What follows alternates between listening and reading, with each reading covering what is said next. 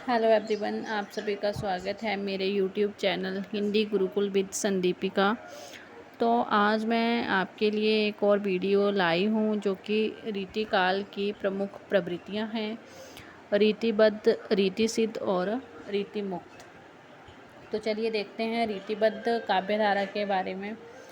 इस धारा के अंतर्गत वे कवि आते हैं जो शास्त्रीय नियमों, बंधनों और संस्कृत काव्य शास्त्र की परंपरा से पूरी तरह बंधे होते हैं। मतलब वो नियमों और बंधनों से और संस्कृत काव्य शास्त्र की जो रीति परंपरा है उससे पूरी तरह बंधे होते हैं।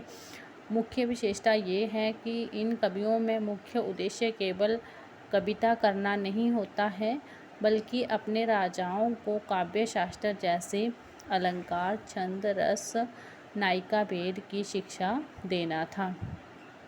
तो इनका जो उद्देश्य था वो कविता करना नहीं था, बल्कि राजाओं को काव्य शास्त्र की शिक्षा देना था।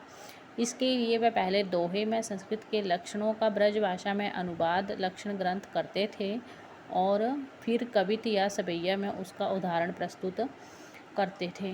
दरबारी संस्कृति, ये कवि पूर्णतः दरबारी थे और अपने आश्रयदाता राजाओं को प्रसन्न करने के लिए चमत्कारपूर्ण कविताएं लिखते थे। तो ये कोई स्वतंत्र कवि नहीं थे, ये ओनली अपने जो दरबारी राजा होते थे, जिनके आश्रयदाताओं पर ये काम करते थे, जिनके आश्रय में रहते थे, उन्हीं को प्रसन्न करने के लिए ये कविताएं लिखते थे। ठीक है, तो इनमें कौन से कवि थे और कौन सी उनकी रचनाएं थी? तो आचार्य केशवदास जी हैं, वो भी यही रीतिबद्ध काव्य धारा के कवि हैं और उनकी जो रचना है वो कवि प्रिय है, रसिक प्रिय है, रामचंद्रिका है। इन्हें कठिन काव्य का प्रेत भी कहा जाता है। और नंबर सेकंड पे आती हैं चिंतामणि। तो इनका जो ग्रंथ है वो कवि कुल कल्पत्रु है। आचार्य शुक्ल ने इन्हें रीति काल का प्रवर्तक माना है। तो ये भी आपने ध्यान में रखना है कि रीति काल का जो प्रवर्तक है वो इसको किन्होंने माना है, तो आचार्य रामचंद्र शुक्ल जी ने माना है। ठीक है, आचार्य देव आते हैं इसमें, जिनकी रचनाएं ग्रंथ जो हैं वो हैं बाप विलास, भवानी विलास और काव्य रसायन। और मतीराम हैं, मतीराम के ग्रंथ हैं ललित ललाम और रसराज। नेक्स्ट जो धारा है वो है काव्य सिद्ध काव्य धारा। इस धारा के कवि वे थे जिन्होंने रीतिबद्ध कवियों की तरह कोई व्यवस्थित शास्त्रीय लक्षण ग्रंथ नहीं लिखे, लेकिन रीति काव्य शास्त्रीय नियमों के प्रयोग से वह पूरी तरह सिद्ध पारंगत थे। मतलब उन्होंने किसी के अंडर रह के जो है वो कार्य नहीं किया, कविताएं नहीं लिखी, परंतु जो शास्त्रीय नियम थे उनसे वो पूरी तरह क्या थे, रीतिबद्ध या रीति सिद्ध थे। ठीक है, तो इसकी क्या विशेषताएं हैं? इन कवियों को अलंकार, नायिका भेद और रस का इतना गहरा ज्ञान था कि जब वे स्वतंत्र रूप से कविता लिखते थे तो वह नियम अपने आप ही उनकी पंक्तियों में सिद्ध होकर उभर आते थे।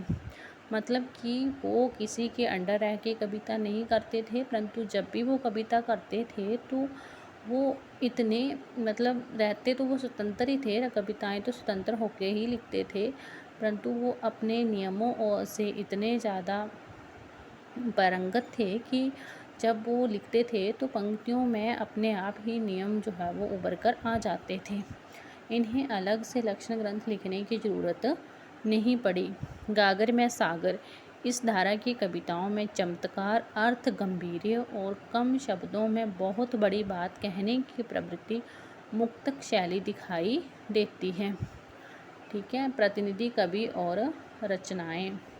तो बिहारी लाल जो है वो इनकी एकमात्र रचना बिहारी सतसई, जिसमें कितने दोहे हैं, तो 713 दोहे हैं और इस पूरी धारा का शीर्ष ग्रंथ है। इनके बारे में कहा जाता है, सतसैया के दोहरे जो नाबिक के तीर, देखन में छोटे लगे गाव करे गंभीर। तो ये किसके बारे में कहा जाता है? बिहारी लाल के बारे में। ठीक है, नेक्स्ट जो ये रीति सिद्ध कवि हैं वो सेनापति हैं। इन्होंने जो ग्रंथ लिखा है वो कवित रत्नाकर है। इन्हीं रीति काल में बहुत ही सुंदर और प्रकृति और ऋतु वर्णन जो है वो किया है। तो इन्होंने बहुत ही अच्छे तरीके से प्रकृति और ऋतु वर्णन जो है वो किया है। और रसलीन जो है इनका जो ग्रंथ है वो है अंग दर्पण। तो ये भी रीति सिद्ध कवि हैं। अब आपको पता चल गया होगा रीति सिद्ध कवि कौन से होते हैं। तो नेक्स्ट देखते हैं रीति मुक्त काव्य धारा। रीति मुक्त काव्य धारा जो है वो ये अनोखी और प्रगतिशील धारा है। इस धारा के कवि जो है वो दरबारी बंधनों, रूढ़ियों और शास्त्रीय नियमों से पूरी तरह मुक्त और स्वच्छंद थे। मुख्य विशेषता ये है कि जहाँ रीतिबद्ध और रीति सिद्ध कवियों की कविता दिमाग या शास्त्रीय चमत्कार से पैदा हो रही थी, वहीं रीति मुक्त कवियों की कविता सीधे हृदय की स्वाभाविक और सच्ची अनुभूतियों से निकल रही थी। ठीक है, तो ये भी कवि जो थे वो रीति सिद्ध और रीतिबद्ध जो कवि थे उनसे बिल्कुल हटके थे। इन्होंने जो है वो स्वतंत्र होकर कविताएं लिखी हैं। ठीक है, और मतलब सच्ची अनुभूतियों से उनकी हृदय से स्वाभाविक रूप से निकल रही थी। ठीक है, तो वैसे इन्होंने कविता जो है वो लिखी हुई है। आत्म प्रधान और पीड़ा का काव्य है। इन कवियों ने अपनी व्यक्तिगत प्रेम, पीड़ा और विरह को कविता का आधार बनाया।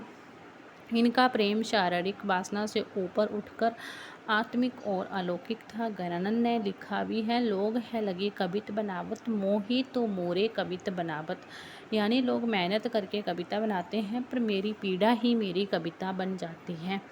ठीक है, तो इन्होंने जो है वो बहुत ही मतलब अपने हृदय के स्वाभाविक जो अनुभूतियाँ होती हैं उन्हीं को आधार बनाकर जो है वो कविताएं लिखी हैं। तो गजानन जी ने जो है वो पंक्ति भी वही बोली हुई है कि लोग हैं लगे कवित बनावत, कि लोग तो जो है वो मेहनत करके कविता बनाते हैं परंतु मोही तो मोरे कवित बनावत, कि मेरी पीड़ा ही मेरी कविता जो है वो बन जाती है।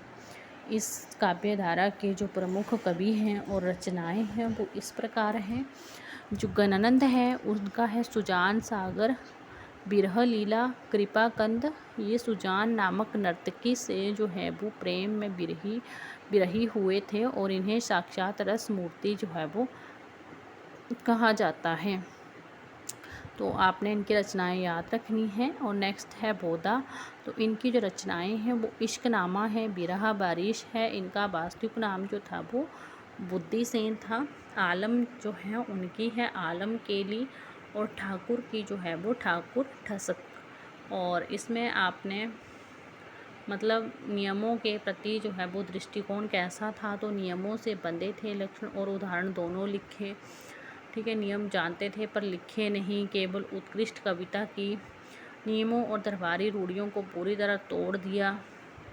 कविता का केंद्र शास्त्रीय चमत्कार और राजाओं की संतुष्टि, कलात्मक सौंदर्य और गागर में सागर भरना, हृदय की सच्ची स्वाभाविक और बिरह प्रधान प्रेम अनुभूति। तो ये जो है वो इनकी विशेषताएं हैं।